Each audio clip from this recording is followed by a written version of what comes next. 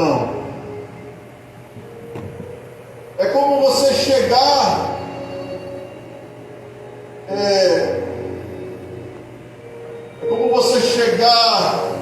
na cidade sede de Socorro com mais de 5.000 pessoas, contando homens, porque a Bíblia não diz que eram 5.000 homens, mas era quase 5.000 homens, mas só que só se referiu a homens, mas tinha mulheres, tinha crianças. Verdade. Então é como você chegar na cidade sede de Socorro com, vamos botar aí, com 7.000 pessoas lhe acompanhando, e você pensar em alimentar aquela multidão. É óbvio que as padarias e os supermercados não estavam preparados para uma coisa tão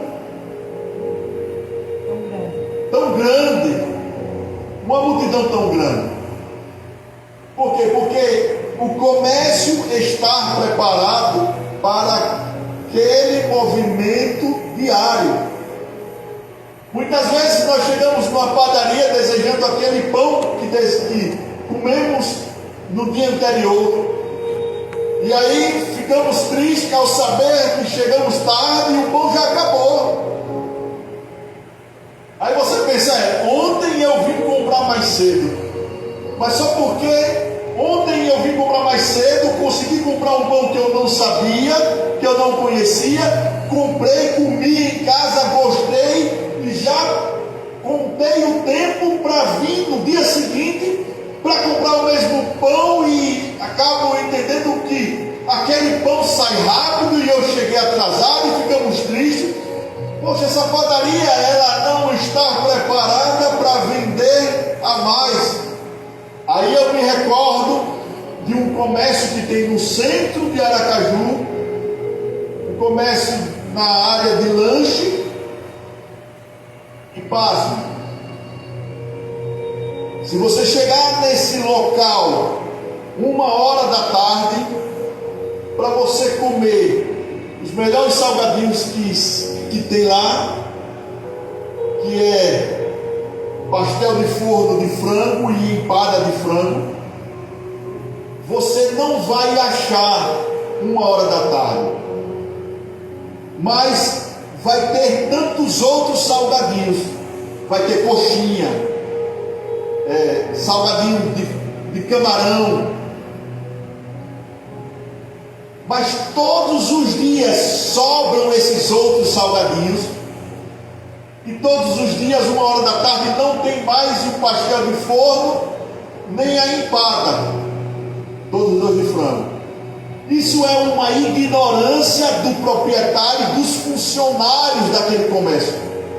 Porque na primeira semana do comércio aberto, é óbvio que você não sabe qual é a demanda, mas na segunda você vai solicitando menos os salgadinhos que sobra e vai pedindo mais os que acabam mais rápido. Com certeza. E às vezes eu não tenho tempo para almoçar e peço para o rapaz que trabalha comigo, vai lá naquele lugar e compre ou uma empada ou um pastel de frango, mais 1h da tarde. E chegando lá, ele já manda foto para mim, só tem esse, o que você deseja não tem mais. Olha, vem um negócio dentro de mim, porque eu já falei para os funcionários dali, porque vocês não diminuem a quantidade dos salgadinhos que sobra e pede mais o que acaba mais rápido. Sabe o que eles falaram? Os funcionários falaram: eu não sou proprietário. É ignorância, porque eles estão administrando na ausência do dono, e eles administrando de boa forma vai fazer com que aquele comércio prospere mais. Verdade. Então, voltando para aqui,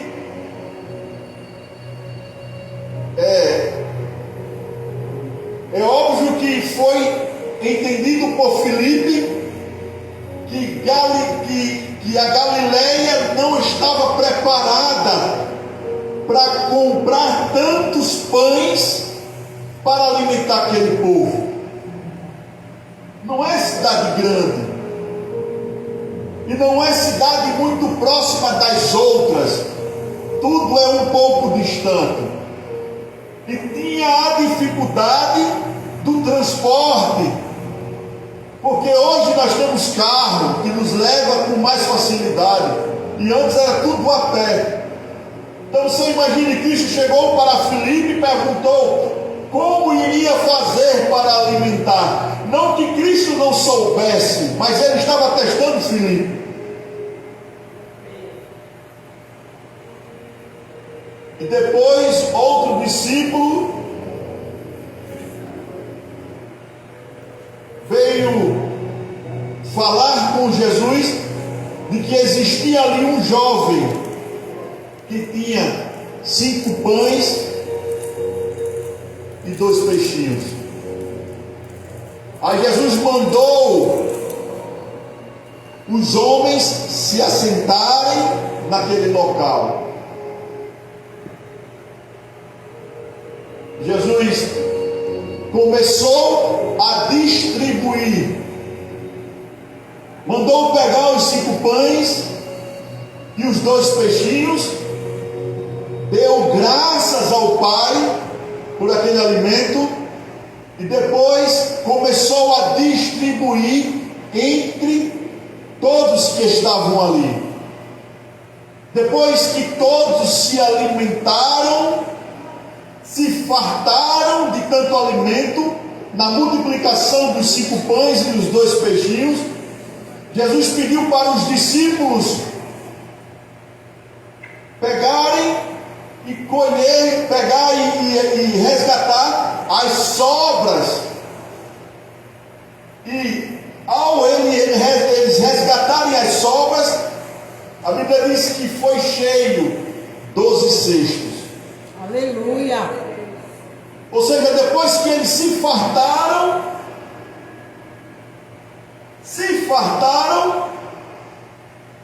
Jesus pediu para recolher as sobras.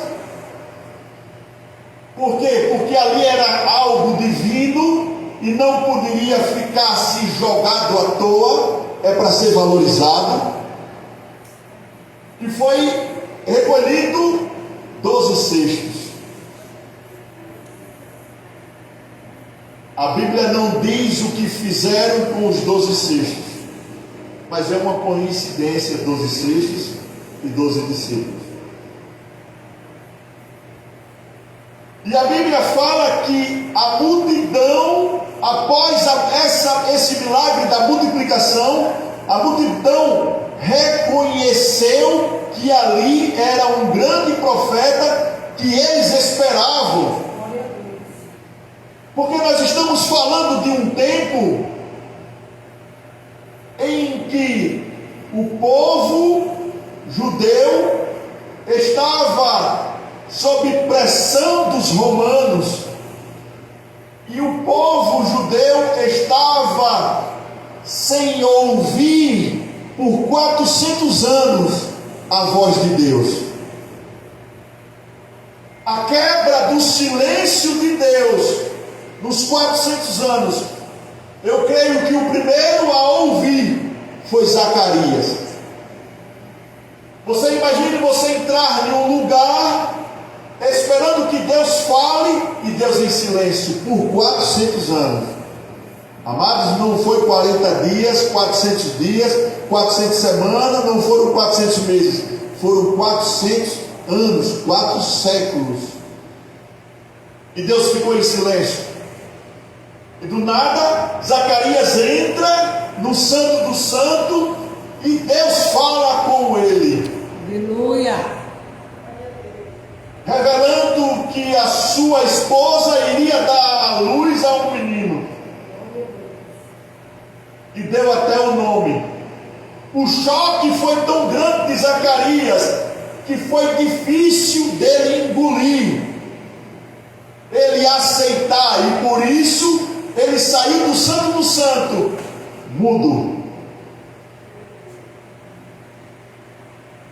Diz o ditado que o sábio aprende com o erro dos outros.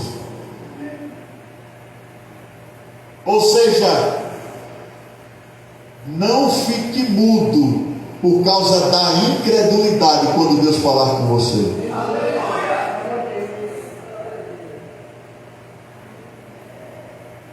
Então, depois de 400 anos, Deus fala com Zacarias. E depois aparece Cristo, falando com o povo.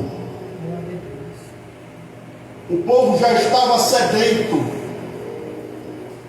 Os religiosos estavam incomodados com a presença de um homem que estava falando em nome de Deus. Um Deus que falava só dentro do Santo do Santo. Agora apareceu um homem falando fora do tabernáculo, falando entre os homens, falando para homens que não estavam se consagrando para entrar no Santo dos Santos, porque era um tempo em que os sacerdotes se consagravam para ouvir a voz de Deus, mas a graça de Deus foi manifesta através de um homem chamado Cristo, para falar com os homens que não estavam tendo condições de se consagrar, porque a graça de Deus vai aonde o homem está precisando, para se manifestar o poder dele, para mudar o homem surdo para passar a ouvir, o homem cego para passar a ver, o incrédulo para passar a crer, e mudar o homem da água para o vinho. Aleluia, glória a Deus. Tu és lindo, Senhor. Aleluia, tua graça, Pai. Mas na nossa limitação, os que viram o milagre da multiplicação quiseram exaltar humanamente o homem.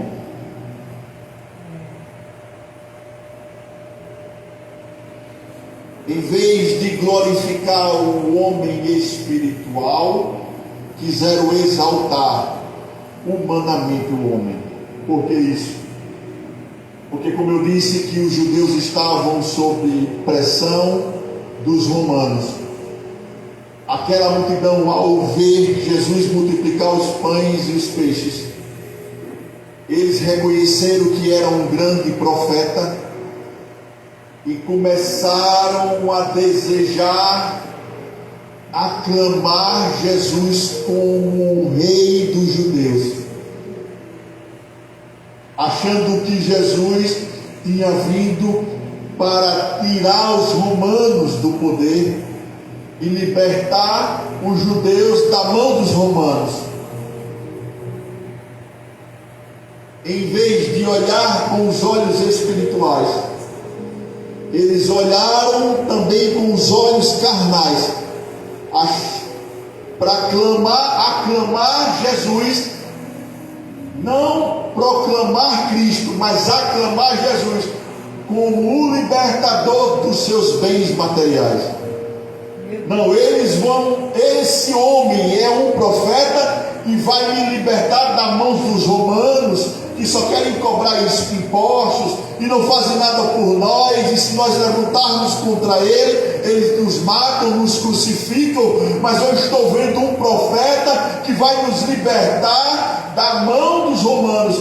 E Cristo pensando, eu vou libertar da mão do inimigo maior do que os romanos. E ao Jesus perceber que os homens estavam maquinando para o aclamar como rei dos judeus, Jesus corre e vai para outro monte falar com o Pai. Aleluia. Agora, amados, há uma observação aqui. Depois que Jesus vai para outro monte orar, os discípulos não perceberam a falta de Jesus no seu meio.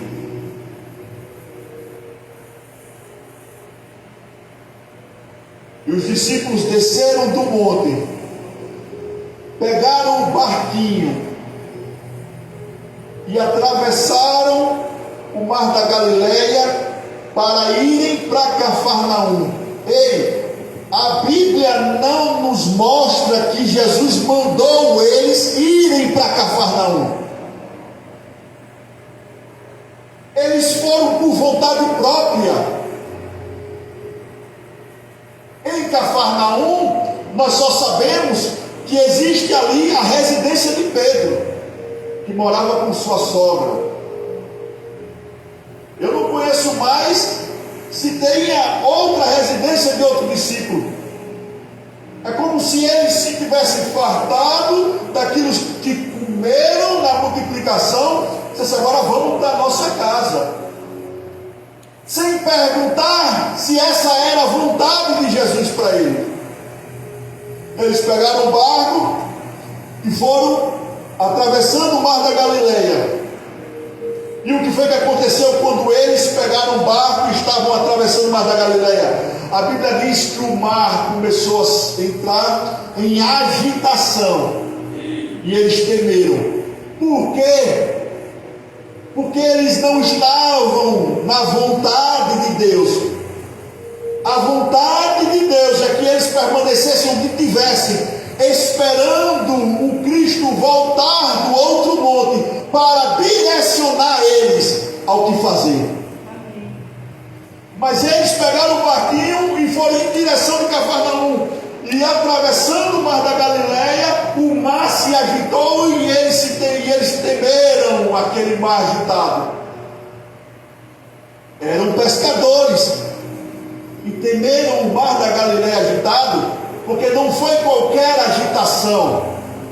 Diante dos nossos erros, nós procuramos o nosso caminho errando, e nesse caminho errando começa a se levantar águas para querer nos devorar.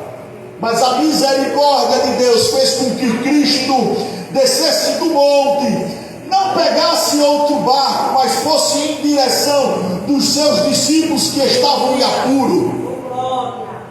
Porque nós fazemos aquilo que Deus não quer que façamos. Mas quando é na nossa consequência, quando nós estamos para colher a consequência, Deus vem com a sua graça para acalmar o mar. Glória a Deus, aleluia. Entrar no nosso barco e direcionar a nossa vida. Aleluia, obrigado, Senhor. Ou seja, a manifestação e o poder de Deus foi ali naquele momento. Se eles temeram, é porque não foi qualquer agitação do mar. Verdade. Para os pescadores temer, foi algo tenebroso, que eles não estavam acostumados. E chegando do outro lado, Jesus já com seus discípulos, a multidão ainda estava lá na região da Galileia. Começaram a procurar Jesus, coisas que era para os discípulos fazer antes de pegar o barquinho para ir para o mar da Galileia, para ir para Cafarnaum. Eu estava meditando nessa mensagem e me veio a lembrança de quando eu fui em Cafarnaum, de quando eu fui no mar da Galileia, e eu pensei, por que a caravana não nos levou para Cafarnaum atravessando o mar da Galileia? Mas nós fomos para Cafarnaum de carro. Mas eles deveriam levar a gente de barco para pegar o mesmo percurso que Cristo fez com seus discípulos. Mas nós chegamos em Cafarnaum, nós conhecemos a casa de Pedro de cima, porque em cima da casa de Pedro a Igreja Católica construiu um templo, e em cima da casa de Pedro tem, se eu não me engano, um vidro, e de cima da Igreja Católica você entra, você vê o vidro e você vê a casa de Pedro embaixo. Mas próximo à casa de Pedro, a alguns passos, alguns metros, poucos metros, tinha uma sinagoga. Então a multidão que estava ainda na Galileia procuraram Jesus, chegaram até a margem do mar da Galileia, viram um barquinho e como se fosse assim: nós vimos os seus discípulos pegar um barco sem Jesus. Os discípulos, reparem, gente, amados, eu não sei se vocês estão entendendo, as escamas caíram dos meus olhos. Os discípulos pegaram um barco, que não é um navio, é um barco, e foram em direção da Galileia, ou de Cafarnaum, e não sentiram a falta de Jesus. Jesus não disse para ele, a Bíblia não nos relata que Jesus disse assim: ei, pegue o barco e vá para Cafarnaum. Não, eles foram por vontade própria, e eles não sentiram a falta do Senhor. Já a multidão chegaram à margem do mar da Galileia e disse: eu vi os discípulos indo, eu não vi o Cristo, o Senhor Jesus Cristo indo com eles. Esse barco está aqui, ele não está aqui, como é que ele foi? Mas eles pegaram e atravessaram também. Chegando lá do outro lado, eles acharam Jesus e perguntaram para Jesus: em que momento o Senhor chegou aqui?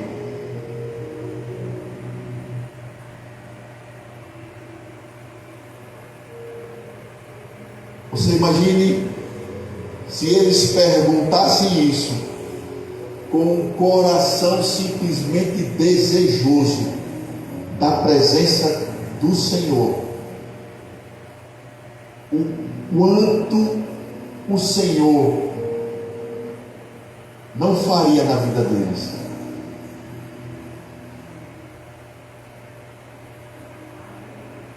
Porque eles chegaram e perguntaram para o Senhor: em que momento o Senhor chegou aqui? Isso é forte, amado. Não devemos perguntar em que momento o Senhor chegou aqui com um coração tendencioso a querer as bênçãos de Deus. Não devemos perguntar em que momento o Senhor chegou aqui com um coração tendencioso para Deus tirar minha conta bancária do vermelho e colocar no azul. Como muitos professam por aí, campanhas para do nada Deus limpar o seu nome, Deus fazer com que do nada, não é alguém que lhe deve, mas do nada caiu uma quantia na sua conta. Não é com a intenção de alguma coisa material que devemos chegar e perguntar em que momento o Senhor chegou aqui. Meu Deus. É com a intenção de que eu preciso da presença do Senhor. Aleluia. Na minha vida. Por isso eu tenho que perguntar em que momento o Senhor chegou aqui. Aleluia. Porque eu não vi o Senhor chegar, mas estou sentindo a sua presença. Oh, glória. Eu não vi o Senhor passar pela porta, mas eu estou vendo o Senhor falar. Oh, glória a Deus. E eu preciso da tua presença, eu preciso das tuas instruções, eu preciso do Senhor. Eu não estou perguntando em que momento o Senhor aqui, para que seja multiplicado os pães novamente e os peixes. Eu estou perguntando em que momento o Senhor chegou aqui, porque eu preciso comer da carne do Senhor e beber do sangue do Senhor. Mas eles perguntaram com uma intenção material, e por isso Cristo respondeu para eles: vocês me procuram, eu vou dizer pelas minhas palavras, não pelo que o meu poder pode fazer nas vossas vidas, mas por causa da multidão, mas porque se enchestes do pão e do peixe que comeste lá na Galileia. É isso mesmo. Amados, sabemos das dificuldades que o ser humano enfrenta Mas Deus que está aqui, Aleluia, aleluia, aleluia, Jesus. Ele quer ver você sedento da presença dEle. Glória, Não glória. pelo que Ele pode te dar, mas pelo que Ele pode ser na sua vida. Aleluia. Por isso, em que momento, Senhor, o Senhor chegou aqui? Porque a minha casa, não os armários da minha casa,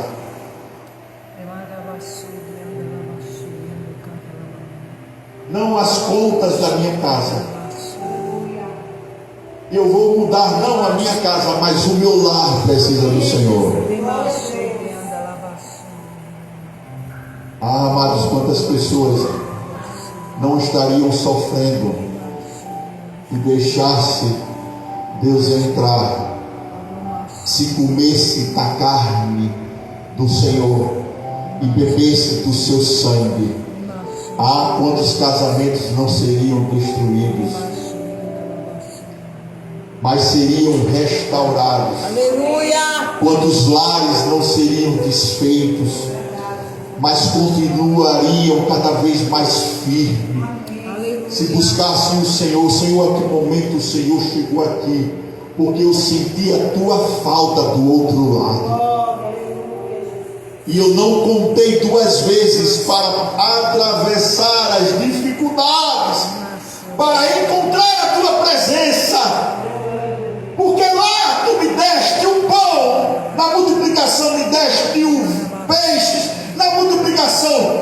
Mas eu tive fome e eu atravessei o mar da Galileia, porque eu quero aquilo que não vai me dar mais fome, eu quero aquilo que não vai me dar mais sede, eu quero comer da tua carne, eu quero beber do teu sangue, porque eu quero continuar contigo, eu quero ser guiado por ti, eu quero ser instruído por ti, e se precisar for, eu enfrentarei outros mares da Galileia, para procurar que momento o Senhor chegou aqui, porque a tua presença é essencial para a minha vida.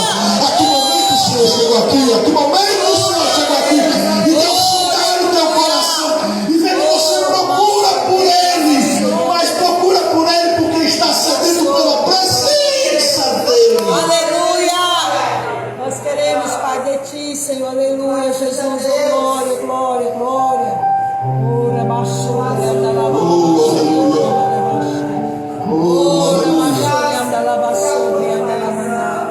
tua presença, Senhor. Oh, glória, é o que nós queremos, Pai. Vem, Senhor, vem, Senhor. Aleluia. Vós me procurais não porque vistes sinais, mas porque comestes dos pães e vos fartaste. Meu Deus. Não, Senhor, nós não estamos aqui para nos fartar do pão, mas para nos fartar da tua presença. Aleluia. Glória. Oh, aleluia. Glória, glória, glória, glória. Aí logo depois vem um versículo que é prato cheio para os que acreditam na predestinação, que diz assim: todo aquele que o Pai me dá, esse virá a mim, e o que vem a mim, de modo nenhum lançarei fora. Aí é um prato cheio para quem crê na predestinação. E eu pensando nos que crê na predestinação, é muito complicado, porque os que crê na predestinação se colocam já dentro da salvação. Ou seja, eu fui salvo. É difícil ver alguém dizer assim: não, eu não vou ser salvo, porque eu estudei bem e eu creio na predestinação e Deus me predestinou ao inferno. Não tem, pastor? Os que creem na predestinação dizendo assim: eu creio que na predestinação eu sou salvo, mas aquele que está do outro lado da igreja ali já está predestinado a ir para o inferno. Misericórdia, Jesus. Oh, Pai. Isolando textos. Isolando o texto, sabe por quê? Porque mais embaixo diz assim: está escrito nos profetas, e serão todos ensinados por Deus. Portanto, todo aquele que da parte do Pai tem ouvido e aprendido, esse vem a mim. Ou seja, depende de nós em querer dar ouvido ao que Deus está instruindo, ensinando. Não é que o outro está predestinado para ir para o inferno, é que ele está se lançando no inferno por não querer ouvir a voz de Deus. Deus não criou o ser humano predestinado para ir para o inferno.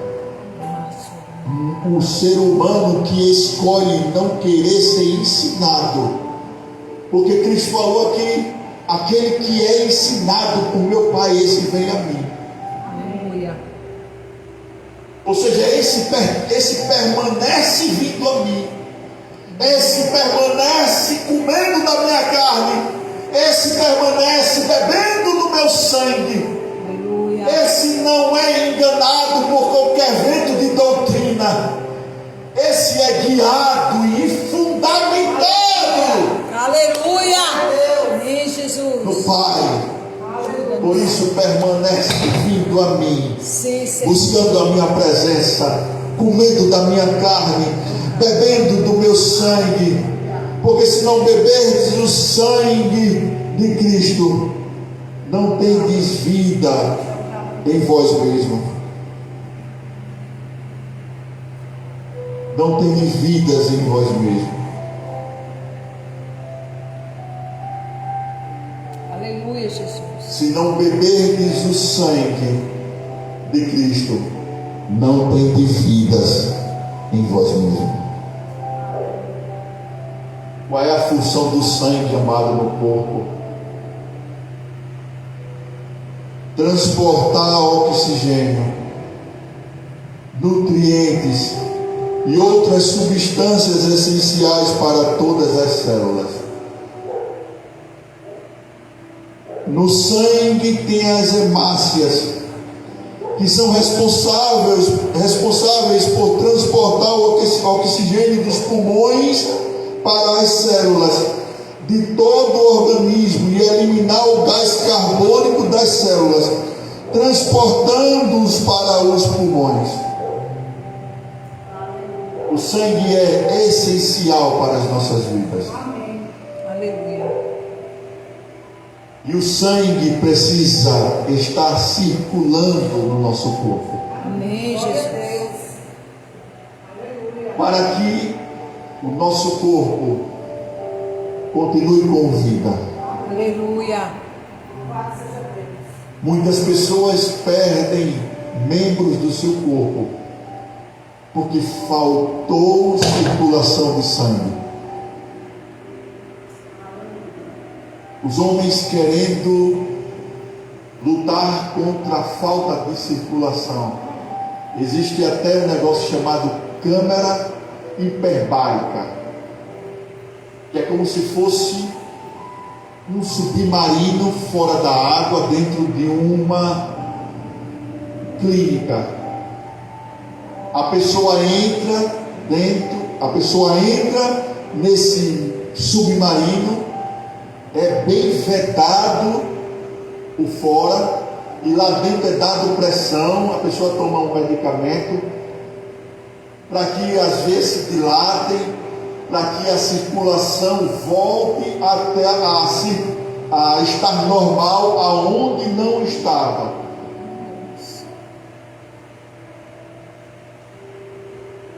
Ou seja, é muito perigoso para o ser humano quando o seu corpo não está mais recebendo circulação sanguínea. Eu não sou médico, não sei nada de medicina, mas eu tenho uma ligeira impressão. Ainda vou perguntar para um especialista. Eu acho, né, que um dos motivos para que a calvície venha cada vez mais aumentando seria a falta de circulação na extremidade da cabeça, que seria a extremidade do corpo. Isso é uma coisa minha.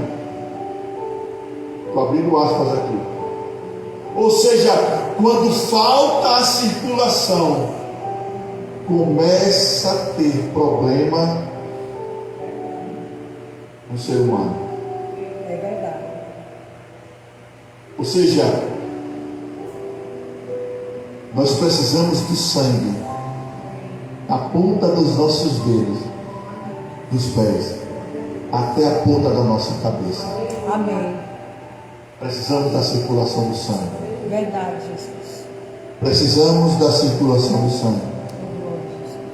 Nós precisamos da circulação do sangue de Cristo em nossas vidas, circulando nas nossas vidas.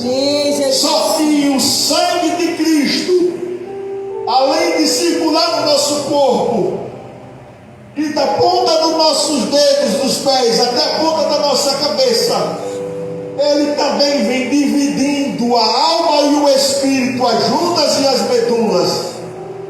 E assim nós continuamos nos movimentando. E lembra que o apóstolo Paulo estava preso, cativo. E mesmo preso, cativo, não podendo sair para canto nenhum, mas por ser um servo de Deus, por estar comendo da carne de Deus, do Senhor, por estar bebendo do sangue de Cristo, mesmo preso, ele se sentiu um embaixador. Amados, embaixador, quando a pessoa é um embaixador, ele recebe um passaporte diplomático. Ele não tem impedimento para andar na face da terra. Aonde tiver nação que tenha laços com o país que ele é embaixador, ele pode entrar e sair a hora que ele quiser. A autoridade não pode impedir da entrada dele. O apóstolo Paulo, preso, cativo, mas se sentiu embaixador. Por quê? Porque ele estava mesmo preso, mas ele estava comendo da carne de Cristo, bebendo do sangue de Cristo. E quem bebe do sangue de Cristo e come da carne de Cristo, as coisas que os nossos olhos estão vendo não nos freia, não nos para. Porque mesmo que nos parem, nosso espírito voa como águia. Chega onde outros que estão podendo andar não chegam. Porque Deus faz o impossível para quem come da carne dele e quem bebe do sangue dele. Voamos como águia e não nos cansaremos. Aleluia, Jesus. Obrigado, Senhor. Aleluia. Obrigado, Deus, pelo teu poder. Todos sabem que o motor de um carro, além do combustível para que ele possa funcionar, ele precisa de óleo para funcionar. Não é isso? Só que não é qualquer óleo. É óleo específico para cada motor. Para cada marca de carro existe uma concessionária, o qual é normal que o carro vá e faça uma revisão naquela concessionária. Só que a concessionária ela não está ali para prestar serviço só para um modelo daquela marca. Ela está para prestar serviço a todos os modelos que aquela marca construiu. Ou seja, aquela concessionária, ela tem óleo suficiente, diferente, para cada tipo de carro que ela construiu. Aí eu me recordo que a marca GM, General Motors, ela construiu agora um carro chamado Onix. O Onix moderno agora, ela tem, o motor do Onix tem uma correia deitada de borracha que faz parte interna do motor. Deixa eu dizer uma coisa para vocês. No motor existem alguns eixos, e esses eixos ele trabalha em circulação em comando de uma corrente. Alguns botou com corrente, parece que era aquela corrente da moto, lembra? Sim. Então, para que tenha vida útil avançada naquele motor, a corrente precisa estar na parte interna do motor para que ela seja banhada com o óleo do motor. Mas a GM fez um motor com a mesma função, mas não com corrente, mas com correia emborrachada. Ou seja, a correia emborrachada está na parte interna do motor, banhada, a mesma coisa quando o motor tinha corrente.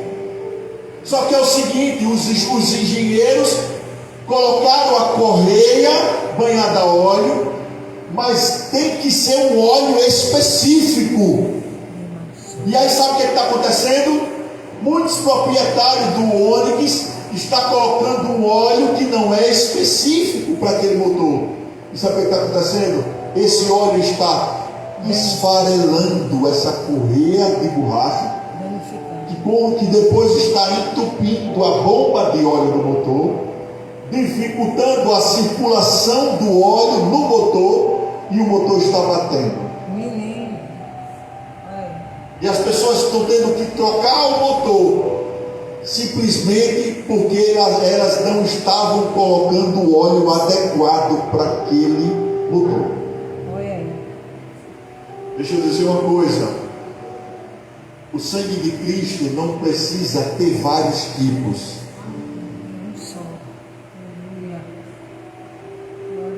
O que derrama na sua vida, derrama na vida do seu irmão. Mas o trabalhar na sua vida é diferente do trabalhar na vida do seu irmão. Porque o sangue de Cristo é o poder. Não, eu só trouxe aqui o motor, o óleo do motor, para saber, para vocês terem noção da necessidade que um óleo precisa. Ele tem um motor. Assim o sangue de Cristo precisa estar na nossa vida, circulando. Só que nós não precisamos pegar o sangue de Cristo, que é para a minha vida, e eu derramar na vida do meu irmão. Não, o sangue de Cristo para a minha vida é específico para a minha vida, como é específico para a vida do irmão. Só não pode faltar o sangue de Cristo. Só não podemos deixar de comer. Ah, pastor, tem pão diferente, tem suco de uva aí diferente. Não, é um só, mas a manifestação de Deus vai ser diferente na vida de cada um. Glória a Deus! Diante da necessidade que nós temos. Lembra quando Deus chamou Moisés na sarça ardente, e Moisés perguntou: mas como é o seu nome?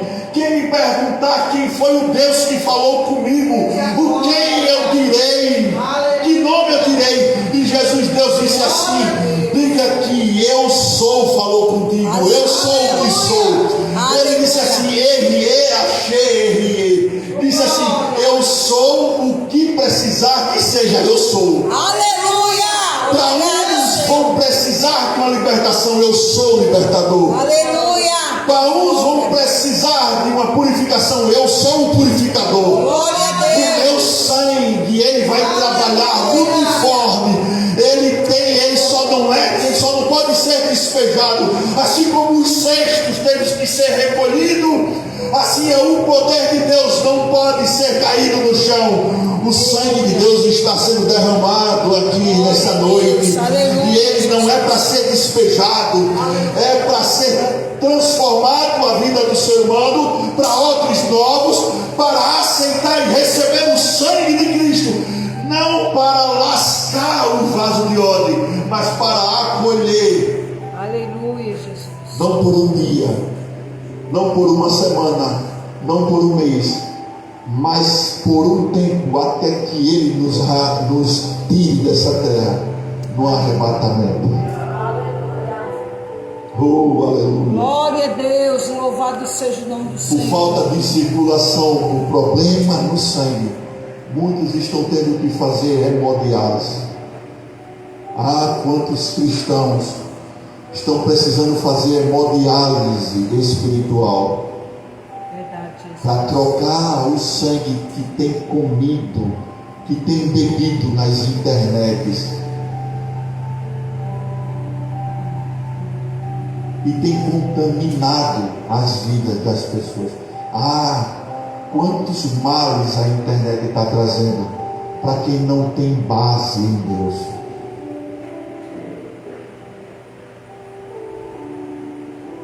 E estão sendo levados por qualquer vento de doutrina.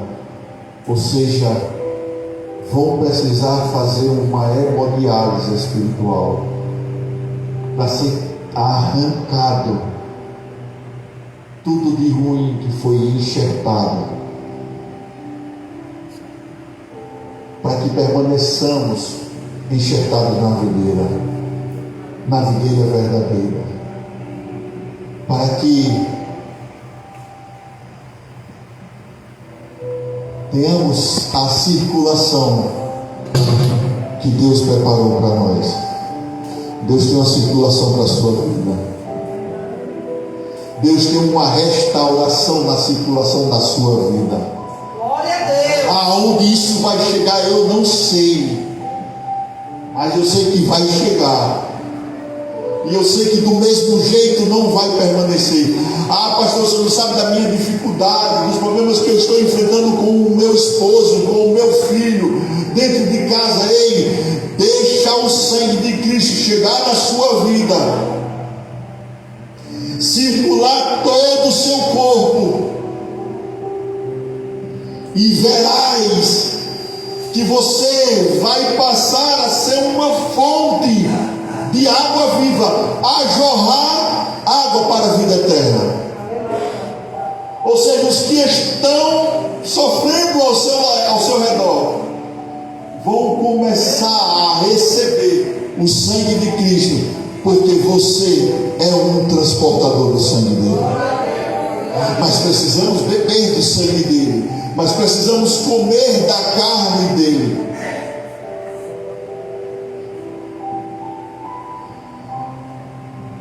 Tem muitos cristãos que os rins espirituais já não estão mais funcionando.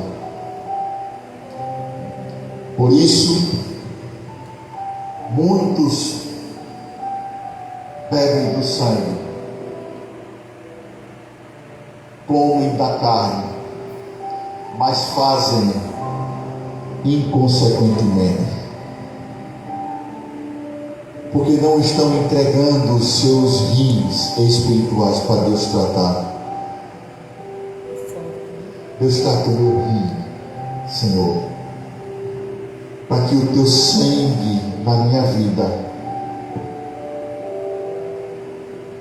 tenha o êxito que o Senhor quer que tenha. Aleluia, glória a Deus. Porque, amados, os sacerdotes que entravam de qualquer jeito no Santo dos Santos, em vez de sair com a palavra revelada, saíam mortos quando entravam de qualquer jeito. Ou seja, eles comiam da carne, bebiam do sangue, mas eram indignamente. Mas o nosso Deus, especialista em transformar o rim doente para o rim saudável, está aqui hoje. Aleluia, glória a Deus. Está aqui hoje. Aleluia. Para que o seu rim seja modificado, transformado. E quando Deus passar a falar com você, você entender, olha, Deus está falando, tem instrução para a minha vida. Ouvirei e não dispensarei. Acolherei e não jogarei. O Deus de transformação está aqui. Glória a Deus. O Deus que transforma a vida do ser humano está aqui. Glória a Deus. O Deus que transforma a água em vinho está aqui. A carne dele está aqui. Aleluia. O sangue dele está aqui. Aleluia. Fique de pé, igreja, com os olhos fechados. Vá falando com ele. Vai expondo os seus rins para ele. Apresente a Deus os seus rins.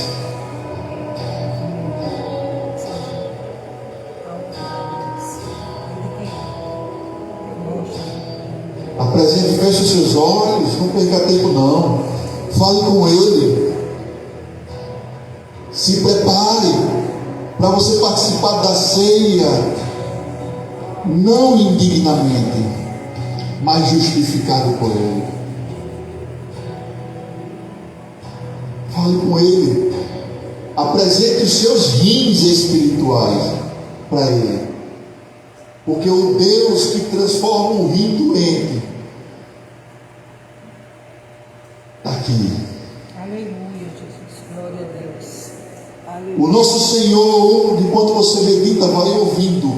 O nosso Senhor passou 3 anos com os seus discípulos, mas os rins dos seus discípulos não estavam purificados o suficiente. Por isso eles não entendiam. Depois que eles receberam o Espírito Santo, os seus rins foram purificados.